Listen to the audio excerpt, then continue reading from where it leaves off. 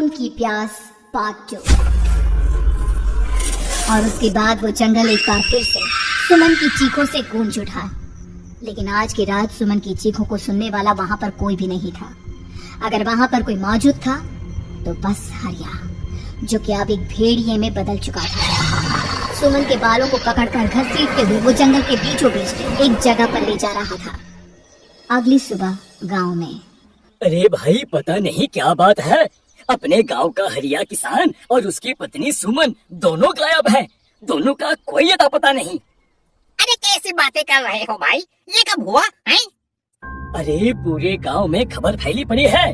कल रात को दोनों खेत की तरफ जा रहे थे, लेकिन लौटकर आए ही नहीं। तो हो सकता है अपने खेत पर होंगे। पूरा गांव ढूंढ कर आया है भाई। जानते हो क्या मिला वहाँ पर? क्या हुआ भाई? क्या मिला? बताओ हमें, क्या मिला? अरे हरिया की पत्नी सुमन के कपड़े पड़े हुए थे।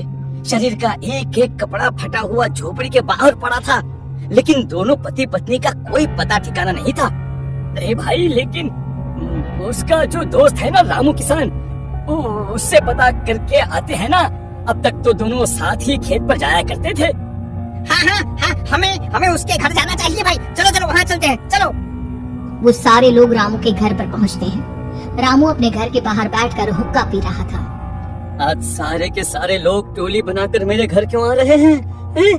क्या कोई मर गया क्या भाई? अरे कैसी बातें कर रहे हो? तुम्हारा सबसे अच्छा दोस्त हरिया और उसकी पत्नी गायब है और तुम यहाँ बैठकर हुक्का पिए जा रहे हो? रामू ने अजीब सी नजरों से उन सब गांव वालों की तरफ देखा, जिसकी वजह से वो लोग एक बार के लिए डर गए। गायब है? अरे गायब नहीं है, मुक्ति मिल गई है। उन दोनों को मुक्ति मिली है। इस दुनिया में आकर हर इंसान पाप करता है और उसे उसके पापों के लिए मुक्ति मिलना बहुत जरूरी है। अरे ये कैसी बहकी बहकी बातें कर रहे हो भाई? है? और इसका चेहरा अजीब सा क्यों लग रहा है? लगता है दोस्त के मरने का गम बैठ गया है। पागल हो गया है शायद ये पागल। ये बात सुनते ही रामू चीख कर जोर से चिल्लाते हुए कहता है, पागल मैं नहीं हूँ, पागल तुम सब हो। और ये शैतानी जंगल अब तुम में से किसी को नहीं छोड़ने वाला, सबको खा जाएगा। याद रखना मेरी बात। शैतानी जंगल? कैसा शैतानी जंगल? लगता है रामू पागल हो चुका है। हमें यहाँ से चलना चाहिए भाई। चलो चलो चलो।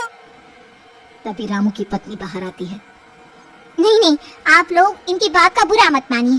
2 दिन पहले हरिया के साथ खेत पर गए थे। जब से वहाँ से आए हैं तब से ऐसी ही बातें कर रहे हैं। भगवान जाने ऐसा क्या देख लिया उन्होंने, खेत में कुछ भी बड़बड़ाते रहते हैं। लेकिन गांव के लोगों ने कमला की कोई बात नहीं सुनी और वो सब वहाँ से चले गए। रात अब धीरे धीरे ढलने लगी थी। तभी अचानक किसी ने धीमी सी आवाज में रामू को पुकारा। रामू, आ जाओ, मैं तुम्हारा इंतजार कर रहा हूँ। और सुनो, अपनी पत्नी को साथ लेकर आना, नहीं तो काम अधूरा रह जाएगा। ये आवाज सुनते ही रामू के चेहरे पर शैतानी मुस्कुराहट आ जाती है। वो धीमे कदमों से अपने घर के अंदर आता है। क्या हुआ? तबीयत ठीक है ना अब आपकी? मैं तुझे अपने साथ खेत पर ले जाने आया। चल। मैं तुम्हारे साथ कहीं नहीं जाने वाली। मुन्ना गहरी नींद में सो रहा है और उसे अकेला छोड़कर मैं तुम्हारे साथ खेत पर नहीं आ सकती। वैसे भी तुम्हारे उन खेतों में भगवान जाने कौन सा राक्षस घूम रहा है, मुझे तो डर लगता है। रामू गुस्से में दांत पीसता अपनी झोपड़ी से बाहर आ जाता है और कमला गहरी नींद में अपने बच्चे के साथ सो जाती है। तभी अचानक रात को रामू की झोपड़ी के ऊपर एक साया वही गाना गुनगुनाते हुए घूमने लगता है जो हरिया के मोबाइल में बजा करता था।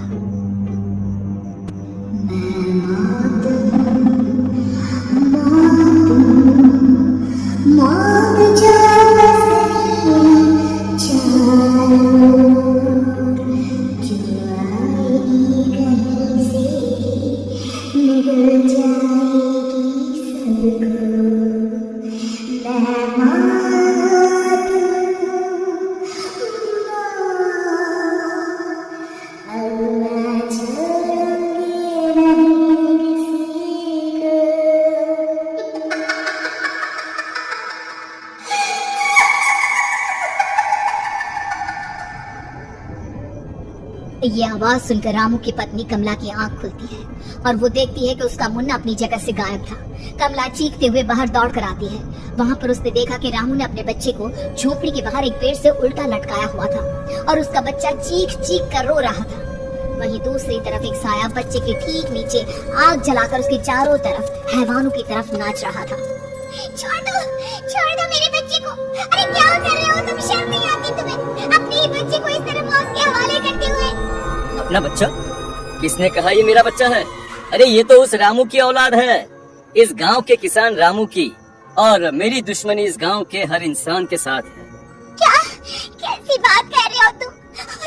ये औरत कौन है? ये मेरे बच्चे को खा जाएगी। तभी अचानक से उस साया ने एक बेहद खतरनाक दिखने वाली औरत का रूप ले लिया और उसकी आंखों से आग निकल रही थी। सही पहचाना तूने। मैं तेरे बच्चे को खा जाऊंगी। अगर तू अपनी इस हैवान पति रामू के साथ जंगल नहीं आई, मैं तेरे बच्चे को खा जाऊंगी। लेकिन क्यों? आखिर क्या चाहते हो तुम मुझसे? मुझे जंगल क्यों ले जाना चाहती हो? औरत बुरी तरह से ठहाके मार मार कर जोर जोर से हंसने लगी और साथ में गाने लगी। ये तो तुझे वहाँ चलने के बाद ही पता चलेगा ना। अगर तू नहीं आई तो थोड़ी देर में तेरा ये बच्चा आग में जलकर मर जाएगा। चल जल्दी। नहीं, मेरे बच्चे को छोड़ दो। तुम जहाँ कहोगे मैं तुम्हारे साथ चलने के लिए तैयार हूँ। और उसके बाद उस बच्चे को झोपड़ी में लिटाकर आगे आगे वो साया चल रहा था और उसके पीछे पीछे रामू अपनी पत्नी के बाल पकड़कर उसे घसीटते हुए जंगल की तरफ ले गया। जंगल में जाने के बाद कितनी खूबसूरत हो तुम। आज की रात बस तुम और मैं एक दूसरे के साथ रहेंगे। मुझे तुमसे बहुत डर लग रहा है। तुम्हें क्या हो गया है? तुम तो बिल्कुल ठीक थे। वो होगा जो हमारे बीच होना चाहिए। तो आओ अपने आप को मेरे हवाले कर दो। कमला ने डर की वजह से अपनी दोनों आंखें कसकर बंद कर ली थी। रामू ने बुरी तरह से चीख कर कमला से कहा, आंखें खोलो अपनी और मेरी तरफ देखो। कमला ने जैसे ही अपनी आंखें खोली उसने देखा कि रामू एक खतरनाक खूनी हैवान में बदल चुका था। कौन हो तुम? जाने दो मुझे। क्या चाहते हो मुझसे? वही जो एक आदमी एक औरत से चाहता है। मैं तुम्हारा पति रामू नहीं बल्कि इस जंगल का एक भेड़िया हूँ, और आज की रात तुम्हारे खून से अपनी प्यास बुझा जाऊं। और उसके बाद वो जंगल कमला की दर्दनाक चीखों से गूंज उठा। अगली सुबह कमला के कपड़े भी जंगल में उसी तरह पाए गए जैसे कि सुमन के पाए गए थे। इस घटना के बाद पूरे गांव में दहशत का माहौल था। अपने माँ बाप की मौत और गांव में हो रहे इस तरह की घटनाओं की खबर सुनकर किशन शहर से गांव लौट आया था। अपने माँ बाप की बेदर्द मौत की वजह से वो बहुत परेशान था। तभी अचानक उसे अपने घर में खाट के नीचे पड़ा हुआ वो मोबाइल फोन मिला जो उसने अपने पापा हरिया को गिफ्ट किया था। अरे कितने प्यार से पापा के लिए मोबाइल फोन लेकर आया था। इसे एक दिन भी काम में नहीं ले पाए। और आखिर कौन है जो गांव में इस तरह की हत्याएं कर रहा है? क्या है इन सब के पीछे? क्या है? मुझे पता करना ही होगा, वरना एक दिन पूरा का पूरा गांव खाली हो जाएगा। इस गांव में एक भी जिंदा इंसान नहीं बचेगा। गांव के लोगों की मदद करने के इरादे से किशन अपने गांव से दूर एक दूसरे गांव में बहुत बड़े तांत्रिक के पास मिलने के लिए गया। तांत्रिक बाबा, अब आप ही कुछ उपाय बता सकते हैं। भगवान जाने हमारे गांव को किसकी नजर लग गई है। नजर नहीं लगी है, किसी ने तुम्हारे गांव को बद्दुआ दी है। किसी सताई हुई आत्मा का प्रकोप है, और अब वो पूरे गांव में किसी को नहीं छोड़ेगी जब तक उसकी आत्मा को शांति नहीं मिल जाती।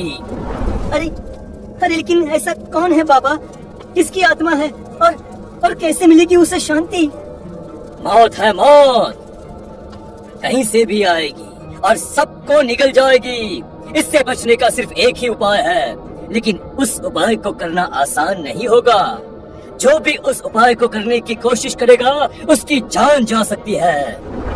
भले ही मेरी जान चली जाए, लेकिन मैं अपने गांव के लोगों की जान बचाने की पूरी कोशिश करूंगा बाबा। तो ठीक है, फिर अगली अमावस की रात जैसा मैं कहता हूँ वैसा ही करना। अमावस की रात तांत्रिक के बताए अनुसार किशन अपने साथ केरोसिन लेकर जंगल की तरफ चल पड़ा। उसके हाथ में देवी के मंदिर का सिंदूर भी था। किशन जंगल के बीचों बीच पहुंचा। ये देखकर उसकी आंखें फटी की फटी रह गई। वहां एक उबलते पानी का तालाब था और कई लोगों की लाश लटक रही थी। किशन के माँ बाप की लाश भी वहीं थी। माँ, बापू, क्या हो गया? ये क्या हो गया?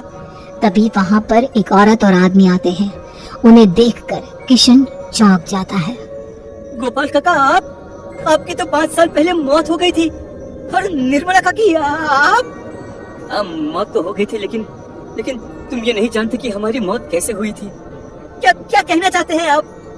कुछ नहीं, बस ये जान लो कि अब इस गांव में कोई जिंदा नहीं बचेगा। लेकिन क्यों काकी? क्योंकि 5 साल पहले इन गांव वालों ने मुझे डायन बताकर पत्थर मार मार के मार डाला। मेरी कोई गलती नहीं थी। गांव का एक बच्चा क्या लापता हुआ, सारा इल्जाम मेरी पत्नी पे डाल दिया। और जब मैंने निर्मला की जान बचाने की कोशिश की तो मुझे भी मार डाला। आपके साथ ये बहुत गलत हुआ काकी, लेकिन आप जो कर रहे हैं वो भी सही नहीं है ना? तुम यहाँ से चले जाओ वरना तुम भी नहीं बचोगे। हमारी आत्मा पिछले 5 साल से मुक्ति के लिए भटक रही है। चले जाओ यहाँ से।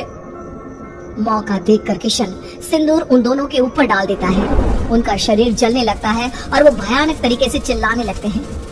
अगले ही पल किशन उनके ऊपर कैरोसिन डाल देता है और वो दोनों जल जाते हैं। किशन अपने माँ बाप और दूसरी लाशों का अंतिम संस्कार करवाता है और अपने घर लौट आता है। लेकिन वो अभी भी इस बात से अनजान है कि मोबाइल अभी भी बज रहा था। मैं